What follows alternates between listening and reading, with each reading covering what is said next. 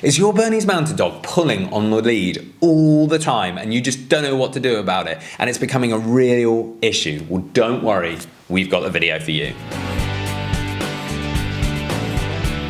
Welcome back to the Fenrir Bernese Mountain Dog Show. My name's Joe and I'm a certified canine leader here at FenrirCanineLeaders.com. We are dedicated to helping you learn everything you could possibly want to know about the Bernese Mountain Dog and then how to become a high-level canine leader so you can raise your very own. So if you're new here, don't forget to subscribe and turn on that notification bell so you never miss a future upload. The Bernese Mountain Dog is a wonderful breed. However, they are incredibly strong. So if you're being pulled on a walk all the time, don't worry, we've got a webinar coming up for you today. We're tuning into a webinar that canine behaviourist and founder of FenrirCanineLeaders.com, Will, recorded all about dogs that are pulling on the lead and how to deal with that situation. So over to you, Will. So here we go, another quick fire webinar that I like to do with you guys around dogs that pull on walks.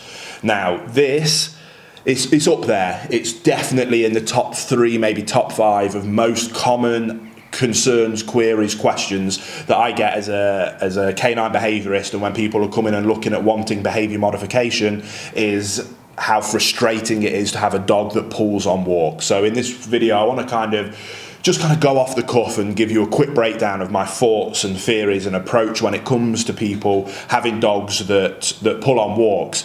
Now, for me, I always, and it's kind of the theory behind why we started on YouTube, and it's now 95% of the effort that we put in is around early education with owners. Getting in before problems arise, in my opinion, is the most important thing that we can bring to the canine community, which is why in our Perfect Puppy course, we so heavily focus on getting heel working right from day one and making it an absolute priority. Having a little puppy that bounces around all over the place on a lead might seem cute, but as soon as those first few months of that cute puppyhood nature wears off and the novelty of having a puppy wears off and you're getting a little bit frustrated about just how hard work it is, and especially if you've got a large powerful breed, it then becomes absolutely miserable. And I have got countless cases of people that have been pulled over by their dogs, have been literally dragged down the street by their dogs. These large powerful breeds, people get them, they don't get the heel work right in the first place, then these significant problems come in, and a lot of dogs get given up to shelters because of this problem. So again, if you're looking at becoming working in the field of a trainer or a behaviourist, I highly suggest that you put a lot of emphasis on helping people that you work with get it right first time round. Now, if you're an owner and watching this, and maybe you're getting a new dog and you're preemptively watching all of these videos, try and learn as much as you can, I absolutely commend you, because you are in a wonderful position now to get it right first time round, and that is what I highly suggest. And like I say, that's such a huge part of what we're trying to achieve here at Fenrir now, is helping people do that. But that doesn't help the fact that there is still countless people, 9 people out of 10, 99 out of 100 people that I see just driving around day to day have dogs pulling on walks. I think when I was younger, I used to watch people and it was quite common to have dogs walking lovely, and I think as the years have gone by and as decades have gone by, people have the acceptance of a dog pulling on a walk has become absolutely fine. I think a huge part of that is around the booming popularity of harnesses. I love harnesses. We love working with them. We have our own range of harnesses. If they haven't come out yet, when you're watching this, are coming out very soon. Harnesses are a wonderful tool that add an incredible amount of comfort and security to your dog, a much better way of connecting yourself with the dog, especially if you're doing any kind of sports with your dog. But to advertise them as a solution to stop pulling, I think has caused a huge influx in people having dogs that pull badly, and because it takes the pressure off a neck with a collar, I think people live with it much more comfortably. So my dog just pulls, but it's got a harness on, so it's not really hurting itself. I would love to help encourage people just to rewind that, and the joy of having a dog that walks to heel is when I give owners something, with all the behaviour modifications that come my way, when I help people, when I have people come in there, they're often in tears about how miserable it's become to walk their dog, and in one session we can turn that around and give them back a dog that walks beautifully to heel.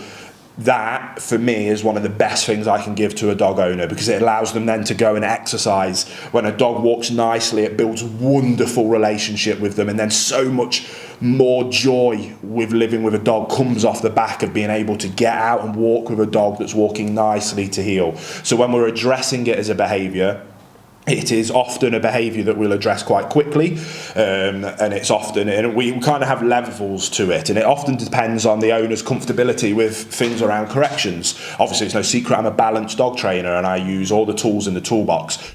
Hey guys, very quickly, I just wanted to ask, are you following us over on Instagram? If you're not, there's 2 accounts that I would love for you to check out. The first one is our brand account, at Fenrir Canine Leaders, where you can see more about our industry-leading products that we create. If you're interested in following me personally, that's at I am Will Atherton, where you can see behind the scenes of me working with some of the most extreme behaviour cases in the world and what it takes to run these kind of YouTube channels. And maybe if you just want to be able to come over and chat with me, that's the place for you. So there'll be links down in the description box for both of our Instagram pages. I'd love for you to come and check them out, and hopefully we'll chat over there. We've discussed on multiple occasions in these short webinars my theory on the use of physical correction, that to justify the use of a physical correction or a corrective-based tool, it has to meet one of our 3 criteria. Is the dog causing harm to somebody else? Is the dog causing harm to itself? Or is the dog causing any serious property damage?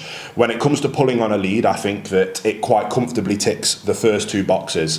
In terms of it causing harm to other people, large, powerful breeds really significantly hurt their owners when they pull them. And again, I have a lot of cases where people have had serious injuries, where they've been physically pulled off their feet, people have hit their face on the floor, people have been covered in grazes, and that's been the catalyst to finally do something about it and come to me. That justifies my use of a physical correction. I also think that the dog causes themselves significant harm, especially if they're utilising a flat collar, even a harness. They cause themselves physical harm, but there's definitely a justification in terms of the emotional harm that is caused by a dog that pulls on a lead. A dog pulling on a lead is making decisions for itself. It's not looking up to you for guidance and direction. A dog that doesn't have a good leader in its life whom it knows it can look up to for guidance and direction will be an anxious, fearful dog. An anxious, fearful dog lives in a fight or flight response because it doesn't know what to do. It's bouncing off the walls. It's got no direction from an owner, and it has that constant state of living in anxiety and fear, and that causes significant emotional not abuse, but it causes emotional distress to the dog. And I absolutely think that addressing heel walking is a huge proponent of having a dog not live in that emotional distress, to finally remove that baggage and just go, oh, finally, yes, I can look up, you can tell me what to do. Amazing. That is, again, it's a wonderful thing to be able to hand over to an owner that has never had that with their dogs before, and having a dog walking to heel achieves that so quickly and so fantastically, which is why we put so much emphasis on it. If you've watched our rescue diaries over on our main channel, you'll see that I always get a dog tuned up walking to heel, just because of the, not even necessarily for the ability to have a dog walking to heel, but because it so quickly achieves my desired outcome of leadership and relationship, then the heel working is a bonus on top of those things. So I will often utilize different tools depending on the size of the dog and the severity of the pulling. We will use the minimum amount of physical correction required, starting from a slip lead or a slip collar through choke chains up to prong collars. Prong collar heel walk training is something that I can usually address in 15 to 20 minutes. A dog that has never utilised a prong collar, when utilised a prong collar correctly, safely and effectively by somebody with experience who knows how to implement a prong collar, can take a dog with significant pulling behaviours within 10-15 minutes to having a dog that walks beautifully to heel. It's far less physically traumatic than having a flat collar pulling on their trachea. It disperses the pressure evenly. There's so many excellent things about that prong collar. Now again, I always like to use as little corrections as possible when working with dogs, and ideally if you do it right from the get-go, you can never have to use physical corrections, and that's the process that we preach in our Perfect Puppy course. Doing it right first time round means that you never need to use one of these tools. But if you have a dog that is reactive on a walk, pulling on a walk, I can tell you that utilising a distraction-based approach with food rewards 99 times out of 100 does not work. And 9 times out of 10, when people come to me, they have already been to 3, 4, 5 plus positive base trainers for the same behaviour as pulling on a walk, who has tried to use a distraction, luring them away approach and has never worked. They're then pulling their hair out, considering sending their dog to a shelter or giving it away or even putting it down, and I become their last-ditch effort, and they physically are moved to tears a lot of the time when they see how quickly we can tune a dog up by using a balance correction-based approach, redirecting them to the desired behaviour of walking nicely to heel. So we correct them, we redirect them to walk into heel, then we can apply the praise. When they're in that desired behaviour, then the food reward can come in, then the praise can come in. But we now have the ability to tell them what we do want, but also the ability to tell them what we don't want. So again, it's one of those topics that I could do multiple day seminars on pulling and the use of corrective-based tools. It's one of the behaviours I will often reach straight into that bag for, just because of the distress that it causes owners, because of the money that they've spent on all these different trainers that for this behaviour in particular 99 times out of 100 doesn't work, because as soon as there is something that is more alluring to the dog than the food that you have, the dog is going to ignore the food and pull towards the dogs, pull towards other people, and it becomes miserable, and that basis of distracting with food simply doesn't work. Now, it also layers on the fact that we're now bribing our dog and we're in a bribery relationship. The analogy I always use is if my son walked into the studio here with a Sharpie and started drawing on the wall, I'm not going to get a £20 note out and say, come here mate, if you stop that I'm going to give you a £20 note. I'm going to correct that behaviour. I'm going to verbally tell him, and if he doesn't stop, I will physically remove him from that behaviour, because I care about him, I love him, and I want to make sure that he can go out into this big wide world as a good human being, not a lunatic that thinks it can draw all over the walls. And my principle for dog ownership is exactly the same.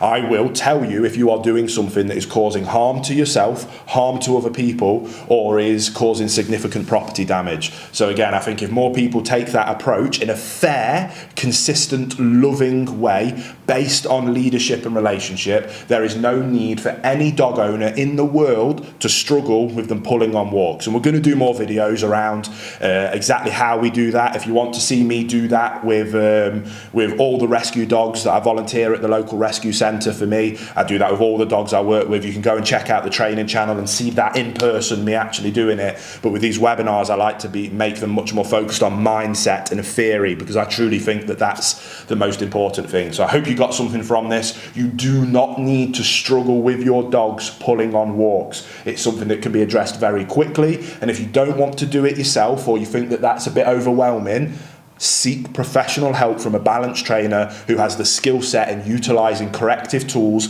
to be able to address these behaviours fairly, quickly and efficiently, to get you to a point where your dog can then enjoy the world and you can enjoy living with them. I truly think that if you love dogs and you want to have that wonderful, joyous relationship with your dogs, then it's a no-brainer to get on top of this. And just like my analogy with children, we correct children, we discipline children because we love them and because we care for them. There is nothing wrong in doing the same thing with dogs, as long as we do it fairly and consistently. And that does, no questions about it, doesn't create fearful dogs. Lack of leadership, lack of guidance and direction, that creates anxious, fearful dogs.